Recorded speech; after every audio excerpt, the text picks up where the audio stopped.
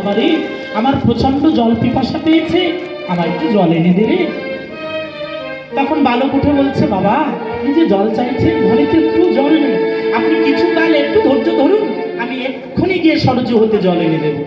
হঠাৎ এমন সময় ব্রাহ্মণী মা উঠে বলছে, কি গো, মানুষ বুড়ো হলে কি বোধ বুদ্ধি সব লোক পায়? রাত্রি দ্বিপ্রহর গভীর বন, আমরা জঙ্গলের মধ্যে একটা ছোট্ট পত্র কুটিরে থাকি, যাওয়া মাত্র তো প্রাণ তেজিবে আমার সিন্ধুর ব্যাঘ্র কি মহিষী। প্রভাত হোক, ধৈর্য ধরো, ঋষি প্রভাত হলে তোমাকে জল এনে দেবে, তুমি জল পান করো। অন্ধ ব্রাহ্মণ বলছে, ওরে ব্রাহ্মণী, এই রজনীতে যদি জলের পিপাসা আমার দেহ হতে প্রাণ পাখি উড়ে যায়, প্রভাতে তোর পুত্রের আনা জল কে খাবে বল? পিতার জল পিপাসা পেয়েছে, মায়ের শত বারণ সত্ত্বেও পুত্র শুনল না। পুত্র যখন চলে যায়, মা বারবার পিছু ডেকে কয়, ওরে ওরে সিন্ধুরে, আজ নাহি যেতে দিব সে কাল সমরে, চৌদিকে আজ অমঙ্গল হে। ওরে কে যেন কহিছে, ভাবাবিষ্ট পদকর্তা মম করণ গহ্বরে, চারিদিকে কুমঙ্গল হেরি, কে যেন করণ গহ্বরে বলেছে, ওরে হতভাগিনী জনম দুঃখিনী অন্ধ ব্রাহ্মণী, তোর একমাত্র পুত্র সিন্ধুকে নাহি যেতে দে সে সরজুর কিনারে, যদি একবার যায় জমের দক্ষিণ দ্বারে চলে যাবে জমের কাল সমরে, আর কবু পারবি না দেখিতে তাকে। শুনল না মায়ের বারণ, পুত্রের যদি কোনো বিপদ হয় অগ্রত মায়ের চিত্তেই সাড়াটা দেয়। পুত্র যখন চলে গেল, সেই সরজু নদীতে যখন অলাভ পাত্র বুড়াচ্ছে, আরে অন্ধকারে দুধের বালক চারিদিকে চায়, সরজু নদীর কিনারে আসে উপনীত হয়। সরজু হতে যখন জল বুড়াচ্ছে, এবার পাত্রে জল বুড়ালে বক বক করে ধ্বনি হয়। আগের কালে তো পুকুর ঘাট ছিল, এখন তার অতটা নেই। আপনাদের এখানে আছে, কিন্তু আমাদের কলকাতার ওদিকে কিচ্ছু নেই। আর যদি জলের কল, আগেরকার দিনের মানে, যদি 3টে মহিলার মাথা এক জায়গায় হয়, জলের কল আর ঘাট, পুকুরের ঘাট, তাহলে দেখবেন FM রেডিও আর বিবিসিতে কি খবর দেয়, কার বাড়ির কাজ ছেলে তার সঙ্গে বেরিয়ে গেল। হ্যাঁ জানে না, দাদু সব জানে, বলো তুমি জানো না?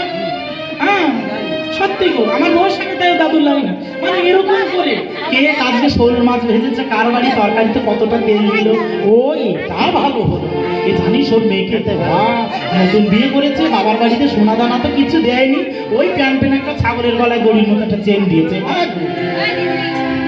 হ্যাঁ বলে শরীরে শরীরের মনের কথা কই, আশ্বিন মাসে দই খেয়েছে পয়সা দিলে কই। আগের কালে হতো, এখন আর অতটা হয় না। এরকম করে সেই সরজুর ঘাটে গিয়ে যখন জল বুড়াচ্ছে, কলসিতে বক বক করে ধ্বনি হচ্ছে, অন্ধকারে রাজা দশরথ ভাবছে, ওই বুঝি পাতাল হতে দিগহস্তি করে জলপান, হস্তি জ্ঞানে বানে শব্দবেদী বান রাজা দশরথ করিলেন সন্ধান, পরম কৌতুকে বান ছাড়িলেন, বজ্র শব্দবেদী বান রাজা ছাড়িলেন কৌতুকে, বজ্র সম শক্তিতে বান বাজলো সিন্ধুমণির বক্ষে, বক্ষেতে পড়িল রে বান, পৃষ্ঠ হলো পা, বান ভেদ করে গেল, তীরে পড়ে মামা বলে কাঁদে মনির কুমার। রক্তের ধারা সরজুর জলে পড়ছে, সরজুর জল লাল হয়ে গেছে। সিন্ধু কাছে আর বলছে, গো আমি তো কোনোদিন কারো ক্ষতি করিনি, জিভা জীবস্ব ভোজন, আমি যদি আজকে নিজের আহারের জন্য কোনো জীবকে হত্যা করি, কোনো না কোনো জন্মে কোনো না কোনো ভাবে আমাকেও ঠিক ওই আত্মাটাই ভক্ষণ করবে। সে আত্মা যদি ভক্ষণ না করে, কালরূপী মৃত্যু মুখে আমি বসে আছি, মৃত্যুরূপী সর্পের মুখে আমি বসে আছি। সর্প যে কখন মুখটা বন্ধ করবে কেউ কি বলতে পারে বাবা? মৃত্যুরূপ সর্পের মুখে বসে আছে, কিন্তু মৃত্যু তো ক্ষুধার্ত, সবসময় মৃত্যু। যমদূত সবসময় আত্মা খোঁজে, কার মৃত্যু? ভূত প্রেত দানব দৈত্য নিয়ে ওর খেলা, তাই না? শ্মশান বাসিনী, সেই জন্য তো ভজনে বলছেন, শিব সঙ্গে সদা রঙ্গে আনন্দে মঙ্গলামা, শিব সঙ্গে সদা রঙ্গে সুধা পানে ঢল ঢল, সুধা পানে ঢল ঢল ঢল, কিন্তু পড়ে না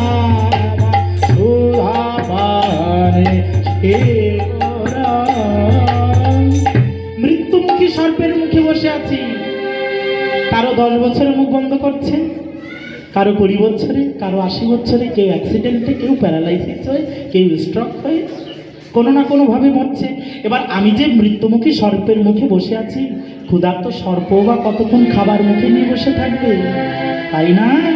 অতএব আপনি কারেন্ট দেখছেন, আগেরকার দিনের মায়েদের শিক্ষা আর এখনকার শিক্ষা। সন্ধ্যা হলে মা কোথায় তুলসীকে আরতি করবে? করে না। মা কি করবে? কোথায় গীতা ভাগবত করাবে? মাই তো টিভি সিরিয়াল চালিয়ে বসে থাকে। এই কথা বলিস না, দেখ কি হচ্ছে সিরিয়ালে, ভালো করে দেখ। বাচ্চা কাচ্চা যখন কথা বলে মাই বলবে চুপ কর, দেখ না। এবার সিরিয়াল মাই দেখুন শিখিয়ে দিচ্ছে, কিন্তু আমাদের পতনটা কিভাবে দেখুন, মাই কিন্তু শিখিয়ে দিচ্ছে যাতে ধরা বাগুন চালা। এবার টিভিতে সিরিয়াল দেখছেন, এবার পার্কে সে নায়িকা বলছে, বন্ধু কি বলবো, আমি যদি সত্য মা কি বলি, তোমার যদি এক মুহূর্তে ভিডিও কলে না দেখি, আমার পেটের মধ্যে কেমন হুড় হুড় হুড় হুড় করে। হ্যাঁ, আবার নায়িকা বলছে, সত্যি গো, কতদিন হলো, তুমি একটু আমাকে একটু জামাই ষষ্ঠী মেলায় নিয়ে যাও গো। তুমি তো প্রথম যখন প্রেম করি, তুমি তো বলতে আমার চোখ দুটো নাকি একদম কাজল চেরা গরুর মতো। আবার নায়িকা বলছে, হ্যাঁ গো, তোমার গলার স্বর একদম উঁচুর করা শাড়ির মতো, মাতারি নামে ছেড়ে দেওয়ার শাড়ির মতো। ইস, কত প্রশংসা, কত ভালো। সত্যি ছেলেপেলেগুলো মানুষ হলো না দিদি। আমি বলে এর বাবার সংসার করলাম, চালিয়ে পুড়িয়ে ছেলেপেলে সব ওর বাবার মতন হয়েছে, ওর ঠাকুমা ঠাকুরদার মতন হয়েছে, আমার মতন কিচ্ছু হয়নি। ওই প্রদীপের মা সব জানে, একদম হাড় কপাল জ্বালিয়ে খেলো। দেখ কি হচ্ছে, দেখুন মাই কিন্তু শিখিয়ে দিচ্ছে। এইবার পার্কে সে নায়ক এসে নায়িকার পাশে বসলো, এবার নায়িকা একটু নায়কের পাশে ঘেসে বসলো, নায়ক আবার একটু নায়িকার পাশে বসলো, এবার একটু আঙুল একটু কি গো কেমন আছে, এই যে ফিলিংস। এবার নায়ক এসে দেখছে কেউ নেই তো পার্কে গাছে, এবার জড়িয়ে ধরবে, কথা বলিস না রে শোর, এই জড়িয়ে ধরবে। এমন সময় কারেন্টটা চলে গেল, কপালে বাড়ি। ভগবান, কারেন্ট যাওয়ার আর সময় পেল না।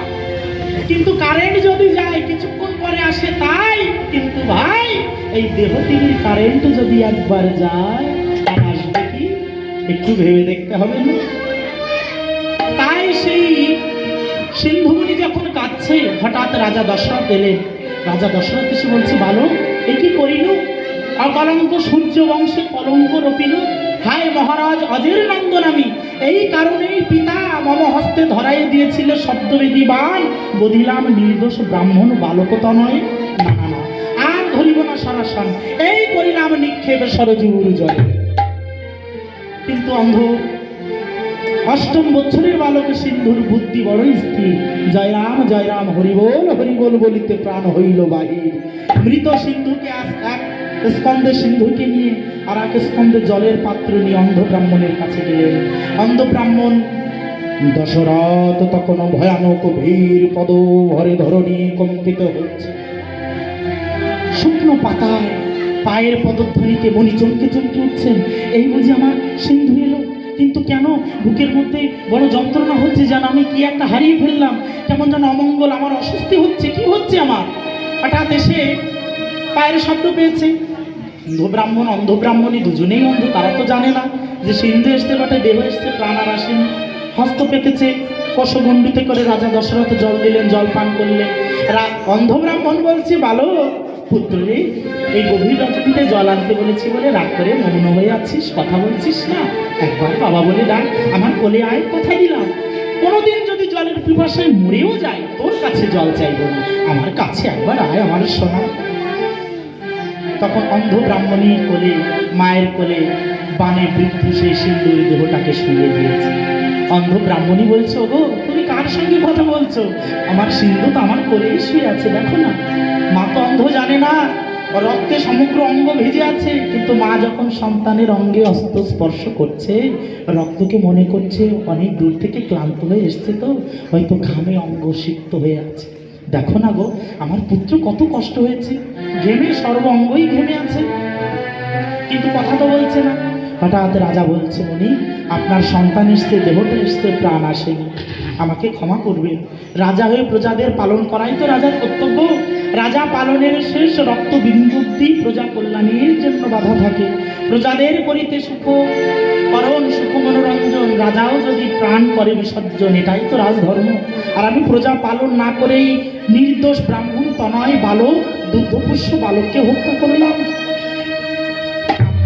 আপনি আমাকে ক্ষমা করুন। তখন মণি বলছে, হে রাজন, তুমি যদি শুধু আমার পুত্রকে হত্যা করতে আমি ক্ষমা করে দিতাম, কিন্তু আমার পুত্রকে নয়, একটা বানে তিনটে প্রাণ হত্যা করেছে।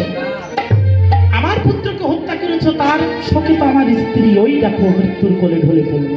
তপস্যা ছিল তো, তখনকার মায়ের সাধনা ছিল, তাদের সতীত্বের প্রভাব ছিল। যেই বললো সিন্ধু নেই, সঙ্গে সঙ্গে মৃত্যুর কোলে যখন তখন প্রাণ বিসর্জন দিতে পারত। বাবার মৃত্যু দেহে যখন তখন প্রাণ আসতেও পারত। এটা তপস্যার ফলে হয়। এটা তো হলো। তখন বলছে, আমার পুত্রের মৃত্যুর কারণে আমার স্ত্রী মৃত্যুবরণ করলো, স্ত্রী আর পুত্রের শোকে তো আমিও বেঁচে থাকবো না, তাই আমি তো অভিসম্পদ করে গেলাম। বলছেন, আরে শুনো শুনো রাজা দশরা, আমি বলি যে তোমারে,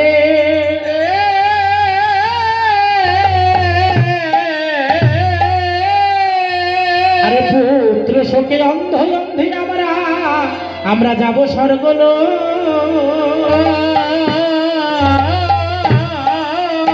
আরে হলো কে রাজার তুই মরিবি পুত্র শোক।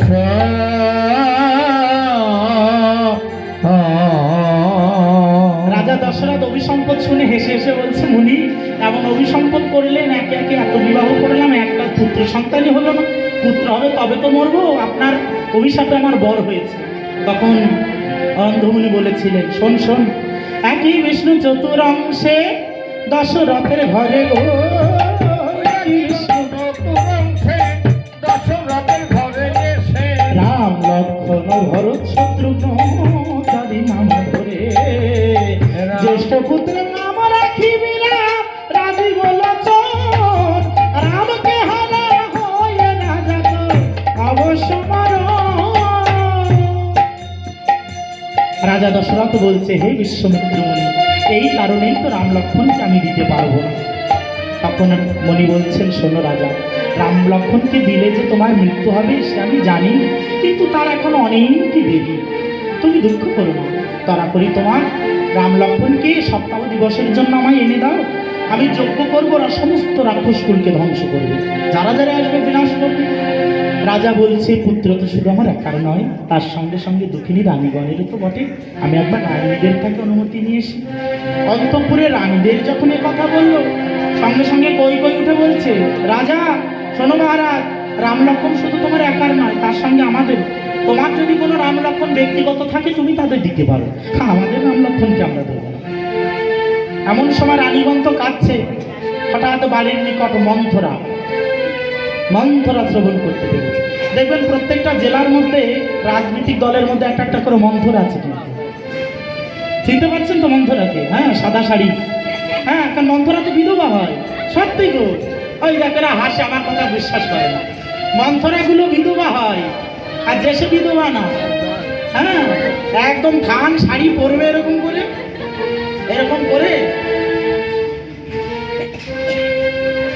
মেয়েদের যে ডিজাইন, ফাটাফাটি ডিজাইন। স্বামী স্ত্রীর মধ্যে ঝগড়া বাঁধলো, কি করে ঝগড়ায় আগুন লাগানো যায়, ফাটাফাটি ওস্তাদ। তেমনি প্রত্যেকটা কমিটির মধ্যে আছে, প্রত্যেকটা পাড়া আপনি একটা নামযোগের অনুষ্ঠান করবেন, কেউ চাইবে যে অনুষ্ঠানটা যেন নষ্ট হয়, কি দল নিয়ে এসছে, আবার কেউ চাইবে না যেন দলটা হয়। তেমনি প্রত্যেকটা ফ্যামিলির মধ্যে একটা করে মন্ত্র আছে। যেমন আমি এখানে গান করতে এসেছি, হাজার কথা বলছি, এগুলো কি মনে হয় মুখস্থ কথা? মুখস্থ কথা কি বলা যায়? অঙ্ক কি মুখস্থ করে করা যায়? অঙ্ক তো সূত্র অনুযায়ী করতে হয়। সূত্র মেলে গেলে সারাদিন কথার পরে কথা, 24 ঘন্টা পার হয়ে যায়, মহাপ্রভুর কৃপায় কথা কমে না। এগুলো তো মুখস্থ কথা না, তাই না?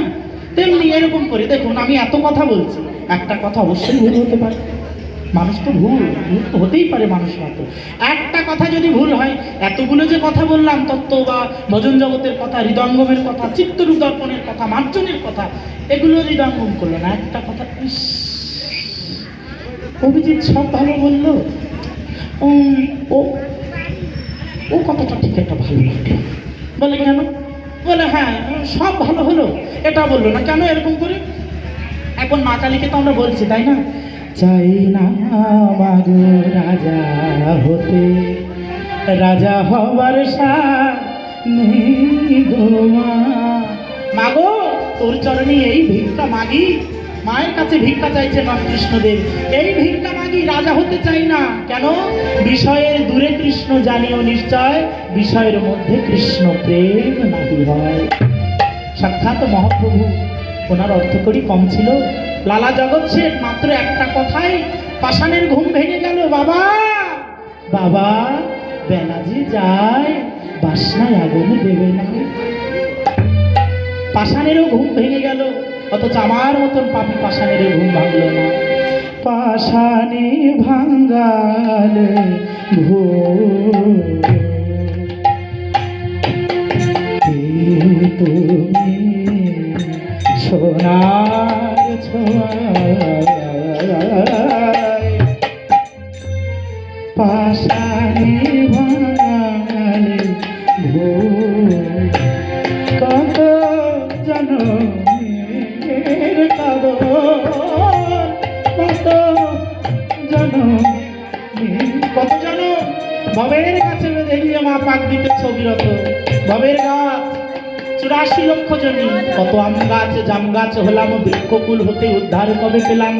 যেদিন তুলসী বৃক্ষরূপে আমার জন্ম হলো, আর তুলসী বৃক্ষের পত্র ছাড়া তো রাধা গোবিন্দের সেবা লাগবে না, আমার পত্র দিয়ে গোবিন্দের ভোগ লাগানো হলো, বৃক্ষকুল হতে উদ্ধার পেলাম।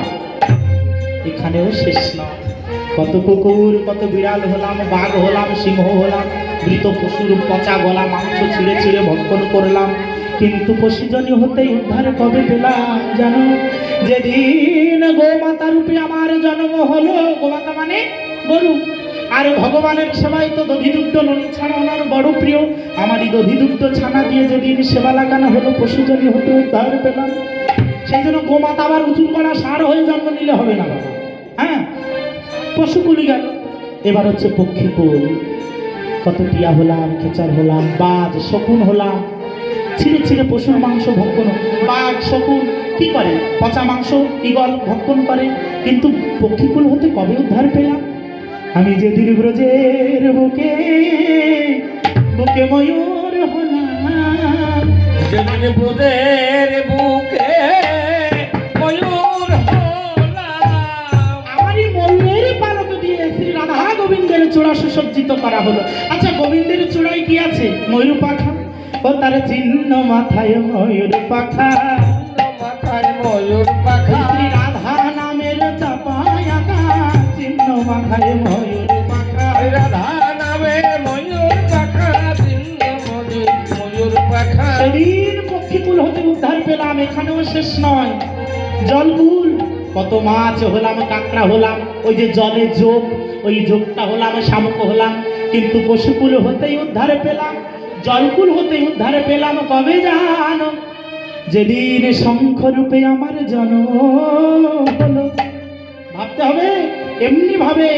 শুধু এখানেও শেষ নয়, মধুকর কিটকুল, কুকুরের গায়ে যে ঘা পোকাটা হয়, ওকে দেখে ঘেন্না করবার তো কিছু নেই, কারণ ওই জন্মটা তো আমিও নিয়ে এসেছি।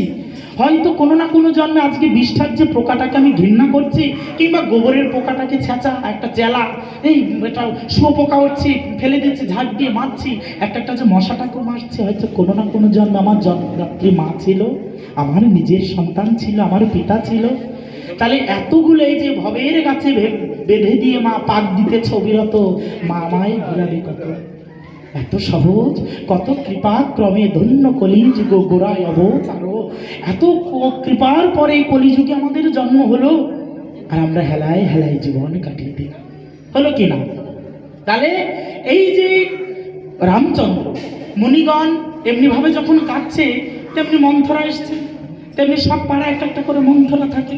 যেমন দেখবে এই যে উৎকল রাজ্যশ্রী পুরীধাম, পুরীধামে কিন্তু ভারতবর্ষের প্রধানমন্ত্রী ইন্দিরা গান্ধীকে কিন্তু প্রবেশ করতে দেওয়া হয়নি, জানেন কি না? প্রবেশ করতে কিন্তু দেওয়া হয়নি। আবার এই যে যিনি এই যে বোমা তৈরি করলেন, পারমাণবিক বোমা, যত যা কিছু, তাই না? এই যে আব্দুল কালাম, ডক্টর আব্দুল কালাম, ইনি মুসলমান হলেও ভারতবর্ষের জন্য এর হচ্ছে অবদান।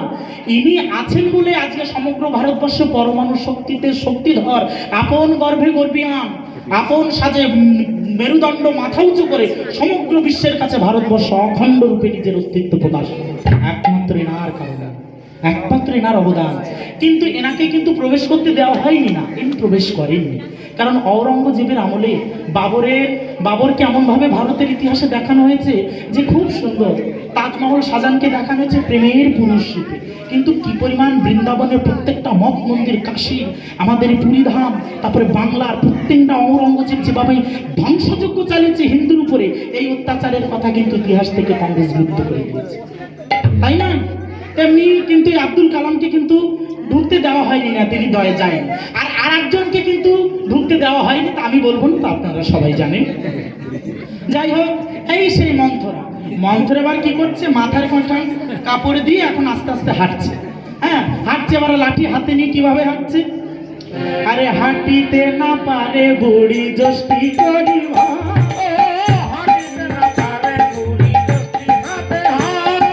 ধীরে ধীরে চলে বুড়ি রাজবাড়ির ভেতরে,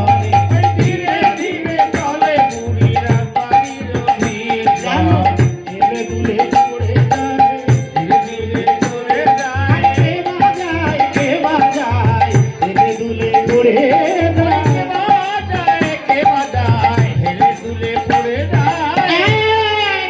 আই তোরা অমন করে কাঁদছিস কেন রে? কি তোদের রাজা কি মরল রে? রাজা দশরথ বুঝি জমের দক্ষিণ দুয়ারে? ওইটাই পড়ার মুখে বুড়ি রাজা দশরথ মরতে যাবে কেন রে? তাহলে তোরা অমন করে কাঁদছিস কেন? সেইটা বল, কি হয়েছে জানিস? কি হয়েছে? মুনি বিশ্বমিত্র মুনি দাঁড়িয়ে এসেছে, রাম লক্ষ্মণকে সপ্তাহকালের জন্য ভিক্ষা চেয়েছে। তাই তার মায়েরা কান্নাকাটি করছে, প্রাণের ধন তো, তাই দিতে চাইছে না, তাই সেই মায়ায় কাঁদছে। তা রাজা মরবে কেন রে? এই কথা, এই কথা ওরে আমি আগে বলবি তো। আমার নাম লজ্জা বুড়ি, আমার বুদ্ধি নাই রে ও। ভুড়ি একখানা বানিয়েছে, ভুড়িতে না জলে ধরে বসটি পৃষ্ঠে করি জোর।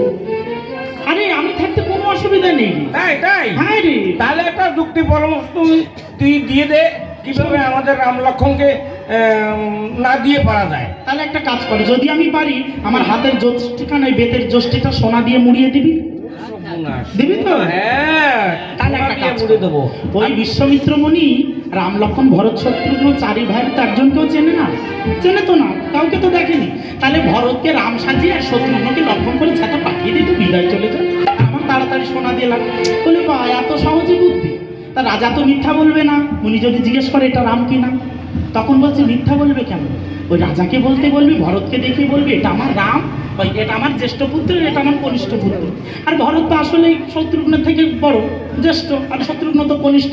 তাহলে সাপ না মরলো, লাঠি না ভাঙলো। বাহ, সাজিয়ে দিয়েছে ভাইকে। মনির সামনে যখনই নিয়ে যায়, মনি ভাবছে কি ধ্যান দিব্য দৃষ্টিতে যে রামচন্দ্রের ভালোচনার সম্ভব ক্ষণপ্রভা পরাভূত বদন রূপের মাধুর্য মণ্ডিত সৌধামিনী জড়িত শোভা অজানুলম্বিত ভুজ কনকাবদাত রামচন্দ্রের সেই দীর্ঘ ললাট যুগ্ম ভুরু ভুবন মোহন আখি, সেই চপলা লাঞ্ছিত বদন ক্ষণপ্রভা পরাভূত বদন, মদন তাড়ানো বদন, মদন বেটে বেটে মাখানো বদন, কন্দর্পের দর্পহারী সেই রামচন্দ্রের মাধুর্য মণ্ডিত বদন। এ তো সেই রূপ নয়, রামচন্দ্রের সদৃশ্য, কারণ চারি ভাই একই রকমই দেখতে। ভরতের একটু মুখ লম্বা, রামচন্দ্রের একটু গোল গেলে এমন একই রকম দেয়, একই ডাইস, কিন্তু তো সেই মাধুর্যটা পাচ্ছে না। আচ্ছা রাজা, এরাই তোমার রাম লক্ষ্মণ তো? রাজা বলছে হ্যাঁ হ্যাঁ হ্যাঁ, এইটা আমার জ্যেষ্ঠ পুত্র, এইটা আমার কনিষ্ঠ পুত্র। শিয়াল মারা, বেশ তাই। তাই দুই ভাইকে নিয়ে মনি করিলেন গমন, নন্দীগ্রামে গিয়াজি দিলেন দর্শন। নন্দীগ্রামে দর্শন দিয়ে বলছে, শোনো বালকদ্বয়, আমি তোমাদের নিয়ে এসছি কেন জানো? রাম লক্ষ্মণ, এই রাক্ষসের সঙ্গে যুদ্ধ করতে হবে। পশ্চিম পথে যেতে আমাদের 6 মাস হয়, নিষ্কণ্টকের পথ, কিছুই নাহি ভয়। কিন্তু দক্ষিণ পথে যেতে মাত্র 3 দিবস, কিন্তু দুর্জয় তারকা রাক্ষসীর ভয়। বলো তোমরা কোন পথে যাবে? ভরত উঠে বলছে কেন, আমরা ওই 6 মাসের পথ ধরে যাব। এই বলেছে 6 মাসের পথ ধরে যাবে, তাহলে আমি তো তোমার পিতার কাছে তো সপ্তাহ দিবসের কথা বললে না, সপ্তাহ দিবস পরে তোমাদের ফিরিয়ে দেবো। বলে আরে নিষ্কণ্টক তো, পথে তো বিপদ নেই। বলে বাম পথে কেন যাবে না?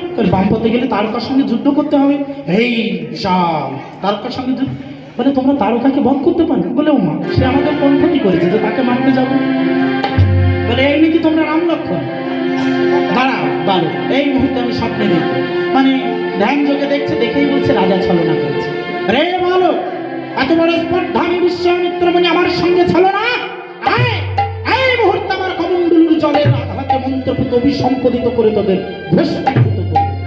এই বলে তো দুটো বালক বাবা মা বলে এক ছুট দিয়েছে 49 পবনের গতিতে।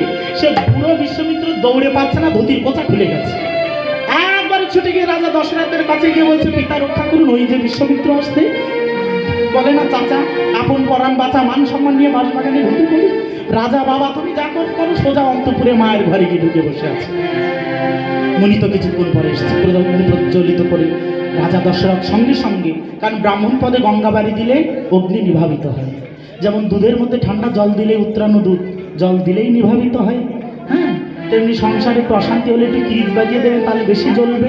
হ্যাঁ, যাই হোক, ব্রহ্মপদে গঙ্গা জল দিলে ক্রোধগ্নি শান্ত হয়। মুনিকে কোনো রকম শান্ত করে বলেছে এটা আমার দ্বারা নয়, এটা এক দুশ্চরিত্র নারী ওই মন্থরার জন্য হয়েছে। আপনি কিছু কাল বিলম্ব করুন, আমি এই মুহূর্তে রামচন্দ্রকে নিয়ে দিচ্ছি। রামচন্দ্রকে তো দিতে চাইছে না। রানীগণ ভাবছে শুনুন, ওগো হেলদুলো দোলাতে যদি